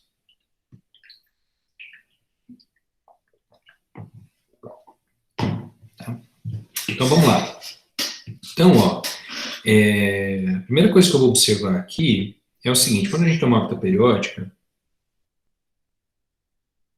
e uma seção transversal, essa seção transversal a gente tem que prestar atenção que ela tem uma orientação. A parametrização dela fornece uma orientação, né? Então a gente poderia ter uma coisa aqui, que seria o f' de zero.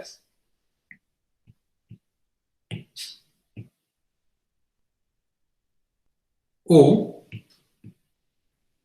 algo assim. o f' de 0, né? Então, esse f', ele pode, no caso do plano, né? Ele pode apontar para fora da órbita periódica ou pode apontar para dentro da órbita periódica, né? Então, quando eu falo para dentro, estou falando da região delimitada por ela ou do complementar, né? Então, como f de 0 é igual a P, né? Então, f de 0 eu estou em cima da órbita periódica. Essa direção está simplesmente falando para que lado que eu estou caminhando na minha seção transversal quando eu cresço S ou diminuo, né? Então, nessa situação, para S positivo, a gente está em pontos aqui fora, né? Então, F de S para S positivo, e aqui seria o F de S para S negativo. Aqui é diferente. Então, esse cara aqui simplesmente está dando um sentido de caminhamento. Quando a gente for pensar, quando a gente for trabalhar, você sempre pode fixar esse sentido aqui. Então, aqui seria o menor que zero, e aqui seria o f de S para S maior que zero, tá? Como você tem mais ou menos uma escolha nessa sua seção transversal, nessa sua parametrização, a seção transversal está fixa. Você pode parametrizar ela do jeito que você achar mais conveniente, né? Então, se por acaso você está numa dessas situações, você pode passar para outra simplesmente fazendo S igual a menos S, né? Mudando, reescalonando o argumento da sua parametrização, tá? Então, isso daqui é algo que a gente tem que ter em mente, porque às vezes, dependendo da parametrização que a gente está trabalhando, pode dar resultados diferentes do que a gente está esperando, a gente precisa ter em mente, mas você pode sempre fixar, né? Você pode sempre fixar e pensar que você está crescendo com o seu parâmetro, então você está vindo do interior da sua órbita periódica passando para o exterior da órbita periódica, tá? Então, a gente sim pode fixar isso, mas a gente tem que ter consciência desse fato, né? Então, aqui, nossa órbita periódica, esse F justamente é o F de S aqui é igual a sigma, tá? Então, vamos construir um outro mapa, que vai estar definido, que eu quero usar o termo de Taylor aqui, tá? Então, esse outro mapa aqui, ele vai estar definido em S. Eu nem enunciei aqui, vamos enunciar o resultado certinho, comecei a discutir as seções transversais. Então, o que eu vou querer demonstrar aqui, antes de tudo, né? Então, nas hipóteses do Teorema 2, quais hipóteses do Teorema 2? Eu tenho uma órbita periódica de um campo vetorial planar, que é diferenciável, etc. Né? Então, se a diferencial do π no ponto base da minha órbita periódica for diferente de 1, então a minha órbita periódica é um ciclo limite, né? Lembra que a gente introduziu a noção de ciclo limite? Que a gente falava, é um ciclo limite se a órbita periódica é o ômega, o alfa limite de alguém, tá? Então, nessa situação, se essa diferencial aqui é diferente de 1, então gama de P é um ciclo limite. Então, veja, você já tem uma condição analítica aí para você fazer uma conta e tentar decidir se sua órbita periódica é ou não um ciclo limite, né? Mas ainda, se essa diferencial, né? Essa diferencial é sempre positiva. A gente sabe disso porque é exponencial de alguém. Mas se essa diferencial for menor do que 1, então o seu ciclo limite ele é atrator, né? Ou seja, consiga uma vizinhança do ciclo limite, tal que todos os pontos dessa vizinhança, o ômega limite de todos esses pontos é sempre o ciclo limite, né? E, respectivamente, se a diferencial é maior do que 1, então o ciclo limite é repulsor. É isso que eu vou querer demonstrar aqui, que eu vou querer discutir com vocês, né? Então, para demonstrar isso daí, basicamente o que a gente vai querer fazer é olhar para o nosso ciclo limite, olhar para a seção transversal, e eu quero pegar um ponto aqui e caminhar para o fluxo e olhar para onde que ele vai cair, né? Então, esse cara aqui, ele pode cair, ele pode fechar, né? Ele pode fechar, se ele fecha, é uma órbita periódica. Ele pode cair aqui para cima, ou ele pode cair aqui para baixo, né? Então, tem essas três possibilidades. Se ele cai para baixo, se ele cai aqui para baixo, a gente consegue delimitar uma região aqui dentro, né? que é positivamente invariante. Essa região vai ser positivamente invariante. Então, eu consigo falar dos conjuntos ômega limite de pontos que estão aqui dentro, né? Se eu consigo isolar essa região de singularidades, né, se eu consigo isolar essa região de singularidades, o que eu estou garantindo aqui é que o conjunto ômega limite de qualquer ponto aqui dentro tem que ser essa órbita periódica. Okay? Então, essa que é a ideia. É a gente verificar o que está acontecendo com pontos partindo aqui da nossa seção transversal. Construir regiões positivamente invariantes ou negativamente invariantes para garantir que o ômega ou o alfa limite desses pontos é a órbita periódica, e assim ter atratividade ou repulsividade dessa órbita periódica. E, claro, também quero garantir que esse cara nunca pode fechar aqui. Beleza? Ele tem que ser... ele não pode ser uma órbita periódica. Ok. Então, vamos lá. Vamos construir, né, a ideia para se demonstrar aqui é construir esse mapa aqui. Ó. Eu vou pegar um ponto S, né? Então, quando eu tenho um ponto S, vamos desenhar aqui só para a gente ter a ideia. Né? Esse ponto S, ele faz referência a alguém que está aqui na nossa seção transversal, certo? Então, quando eu caminho pelo fluxo com o meu ponto S, eu vou jogar aqui para cima, mas não estou fazendo, não estou suposição nenhuma, tá? Esse cara aqui, ele vai chegar num ponto que é o π de f de S, né? E esse π de f de S também está contido na nossa seção transversal. Então, ele também é o f de algum outro S, tá? Quem é esse S? É o f a menos 1 desse cara aqui. Posso calcular o f a menos 1? Posso, porque o f ele é um difeomorfismo na sua imagem, ok? Então, definido de S chega em sigma. Então, aí ele é inversível, diferenciável, etc. Então, aqui eu vou colocar um S grande aqui, só não confundir. Então, eu vou construir esse mapa aqui, ó. Vou pegar um S e vou levar para esse cara aqui, ó, f a menos 1 de π de f de S. Ok? Então, vou construir esse mapa. P de S igual a f a menos 1 de π de f de S. Observe que esse cara aqui é uma função do R no E, né? De um intervalo aberto no outro intervalo aberto. Aqui a gente tem, na verdade, um intervalinho um pouco menor, né? Então, S0 contido em S é intervalo contendo a origem, né? Que é o que está relacionado, a gente está desenhando aqui atrás, né? O que estaria relacionado ao sigma zero aqui, né? Ok, então, vamos ver quem que é a derivada desse mapa P de S, né? Eu sei que P de zero é zero. Quem que é P de zero? P de zero é igual a F a menos 1 de π de F de zero, né? Isso aqui é F a menos 1 de π de P, que é F a menos 1 de P, que é igual a zero, né? Porque F de zero é P. Né? Então, agora vamos calcular a derivada desse cara. Quem que é a derivada desse cara? Né? Então, π' de zero é igual a diferencial, vamos colocar DDS, da F menos 1 de πf de π de f de S para S igual a zero. Então, esse cara aqui é quem? Vai ficar diferencial da F menos 1, calculado em π de P. Estou calculando essa diferencial e aplicando nesse ponto aqui. Vezes a diferencial da π, calculada em P, vezes a diferencial da F, calculada em zero. A gente já viu que esse cara aqui é um número, né? Então, aqui eu posso jogar ele aqui para fora. Isso aqui vai ficar diferencial da F menos 1 π de P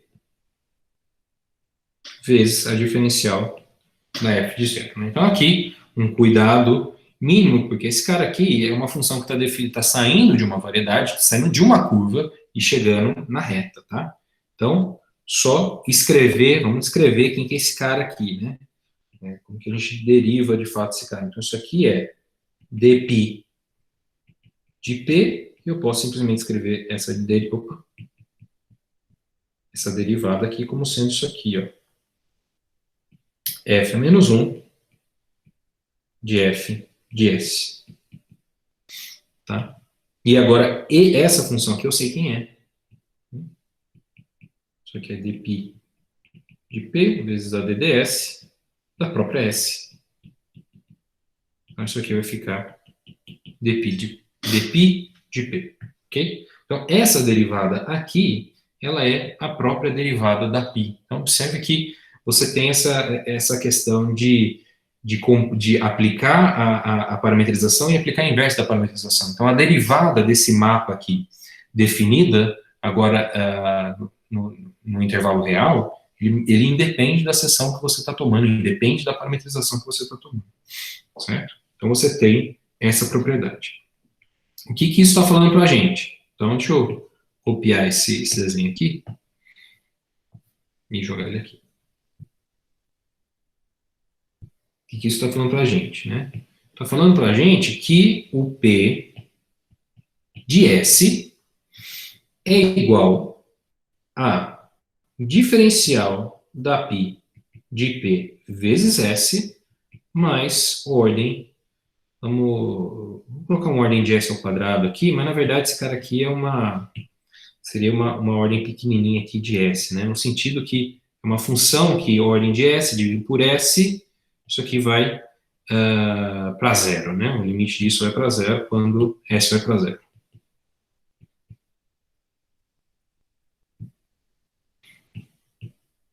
O que isso significa? Isso significa que o sinal, né, depois verifiquem isso com cuidado, mas o sinal desse P de S aqui, ou, enfim, ele vai ser basicamente controlado por esse pedaço aqui, né? Não só o P de S, mas se eu faço assim, né? O P de S menos S, isso sim é o sinal, né?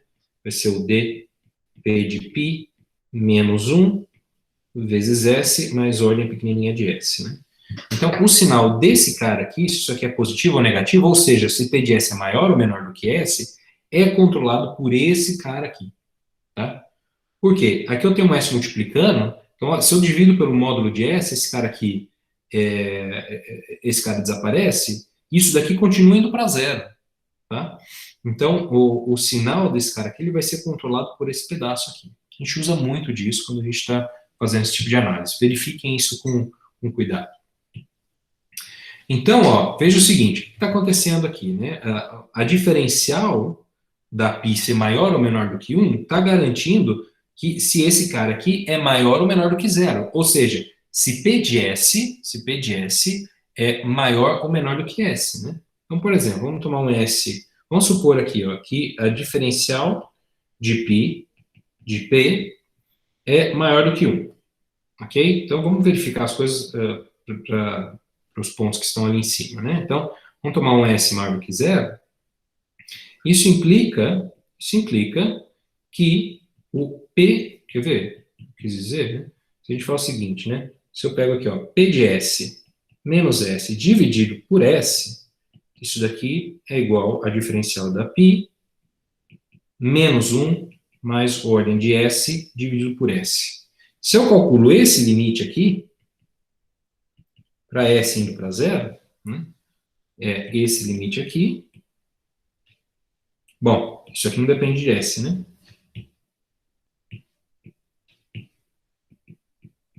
É esse limite aqui. Então, isso daqui é esse cara aqui, ó, dp de P menos 1, que é positivo. É positivo, né? Isso implica que se S é pequeno, né, a gente consegue tomar um S pequenininho aí, de maneira que P de S menos S é positivo. A gente tomou esse cara aqui positivo, né? Então, é isso que eu quis dizer, acabei fazendo aqui. Isso que eu quis dizer quando eu falei que esse cara aqui controla o sinal dessa diferença. Então, estou assumindo que essa diferencial é positiva, tomando um S positivo ali em cima, e eu estou falando que se esse S é tomado pequeno, ou seja, o que é S pequeno? É S próximo de zero. Então, estou tomando um ponto aqui que está suficientemente próximo de P, né? Então, nessa situação, o P de S menos S é positivo, ou seja, o P de S é maior do que S. Então, agora a gente vem aqui e olha para o que está acontecendo, né? Então, tomei o F de S aqui.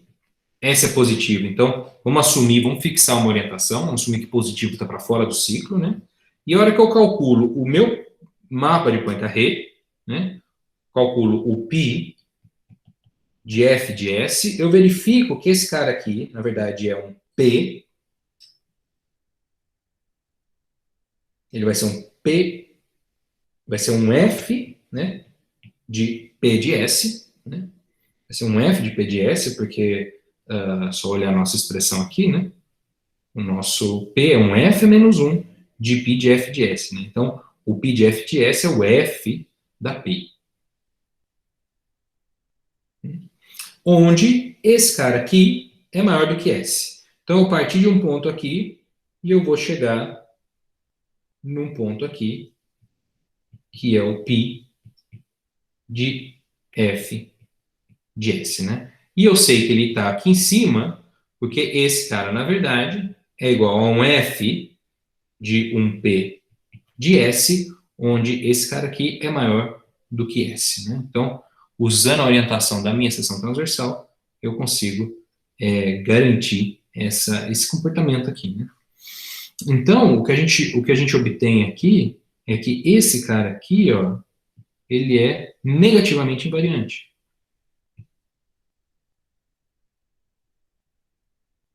Ele vai ser negativamente invariante.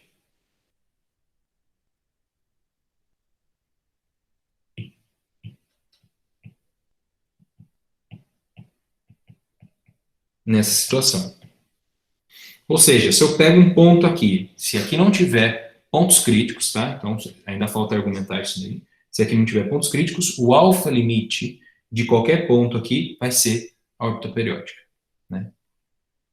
Então, isso daqui significaria que o nosso ciclo limite ele é repulsor aqui do lado de fora, né? Então, a gente tem que refazer agora essa análise que está aqui dentro, né? Você faz essa análise porque está aqui dentro e você vai verificar que nessa situação, quando a diferencial é maior do que 1, aqui dentro você vai ter uma situação análoga, só que vai fazer isso aqui, ó. Você vai chegar aqui fora.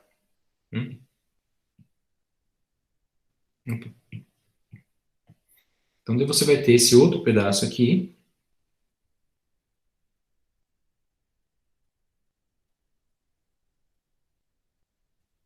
que vai ser também negativamente invariante, né?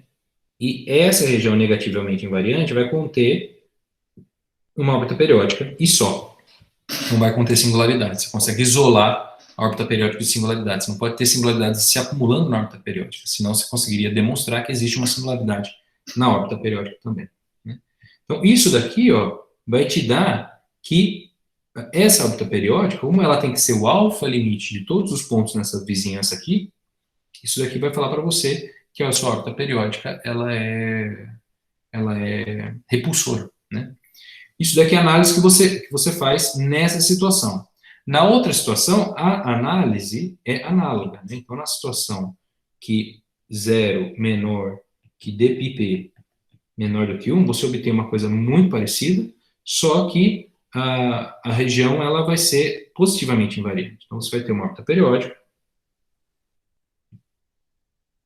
fazendo a mesma análise de sinal, uma análise de sinal bem simples, tá? Vai ter uma órbita periódica, uma seção transversal.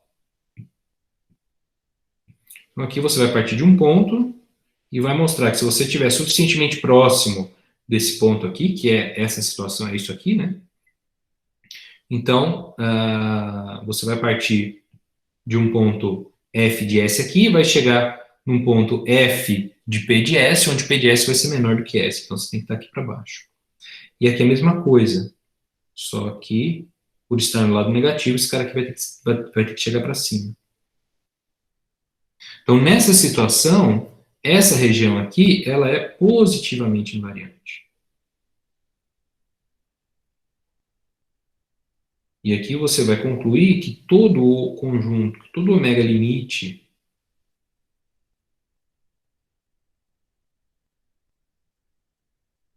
todo conjunto, o ômega limite de todo ponto que tem que tá aqui dentro, né? Ele é a própria órbita periódica. Você consegue argumentar que dentro dessa vizinhança aqui, você consegue diminuir essa vizinhança de maneira a não conter pontos singulares aqui. E por que não contém outra órbita periódica? Justamente por causa disso, né? Se você está nessa situação em que a diferencial é diferente de 1, né? Então você tem que essa diferença aqui, ela ou é sempre positiva ou é sempre negativa. Então você nunca consegue fechar, né? Tomando um ponto aqui, você nunca consegue sair daqui e chegar no mesmo lugar, certo? Então você não tem órbitas periódicas dentro dessa região aqui também, tá? Porque você demonstra que esse cara aqui, ele vai ser positivo para todo S suficientemente pequeno, beleza? Então essa aqui que é a ferramenta, né, que vocês veem que funciona no plano. No espaço a gente tem também caracterizações semelhantes, de utilizar as diferenciais dos mapas de Poincaré, que a gente também pode definir no espaço, para caracterizar o comportamento local das órbitas periódicas. Então, não é mais essa forma que se faz no espaço, ok? Mas no plano, a gente consegue utilizar essa propriedade, né, topológica do plano, de curvas simples e fechadas separarem regiões, né, e também utilizar invariância e unicidade das soluções periódicas, para conseguir caracterizar localmente, e aqui, veja, a gente está caracterizando localmente o que está acontecendo com órbitas que estão próximos de uma órbita periódica, né? Então, se essa diferencial aqui, que a gente consegue calcular, ela for diferente de 1, então essa órbita periódica ou vai atrair todo mundo para ela, ou vai atrair todo mundo para ela para tempo negativo, ou atrair todo mundo para ela para tempo negativo, ou para tempo positivo. Ok? Pessoal, então, é basicamente isso que eu queria discutir com vocês hoje, é basicamente isso que eu gostaria de discutir para o conteúdo aí da segunda prova. Enfim, a gente acabou discutindo coisas a mais aqui, tá? Só para a gente poder explorar mais o assunto.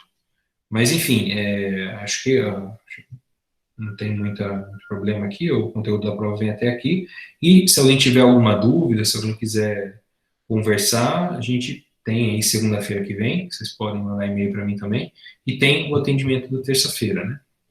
E daí a gente faz a prova na quarta, e a prova é no mesmo esquema da primeira prova, tá? Liberei às 7 horas da manhã e a entrega fica até às 11. Mas é uma prova que você conseguiria fazer no período tranquilo. Mas como a gente está online, então tem um problema aí que pode acontecer de a internet não funcionar, etc. Então eu estou dando essas 2 horas extras aí para possíveis eventualidades que possam ocorrer aí no decorrer da prova, tá? Então, novamente, procurem entregar a prova dentro do horário estabelecido lá, né? Então a gente começa um pouco mais cedo. Pessoal, beleza? Alguma dúvida, algum comentário? Não, professor. Muito bem. Então, até terça-feira que vem, para quem for aparecer no atendimento. Vitória?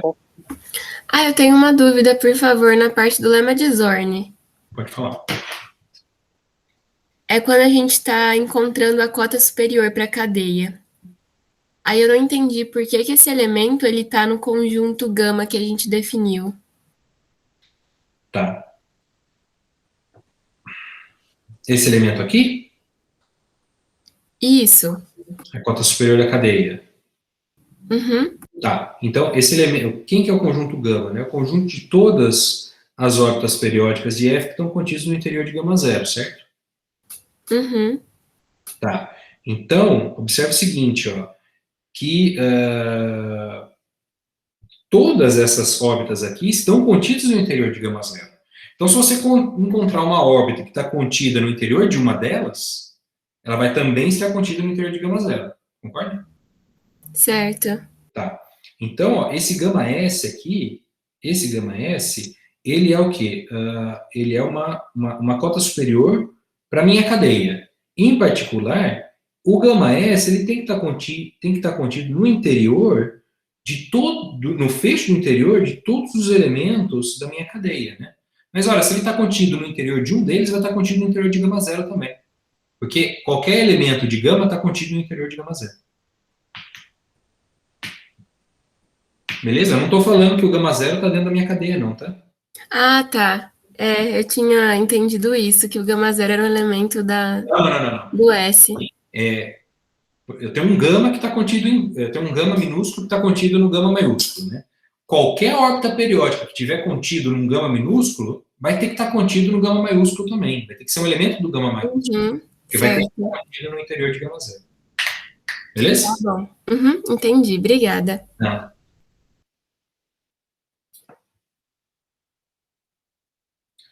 Beleza, Fernanda. Até quarta-feira. Até mais, Maia.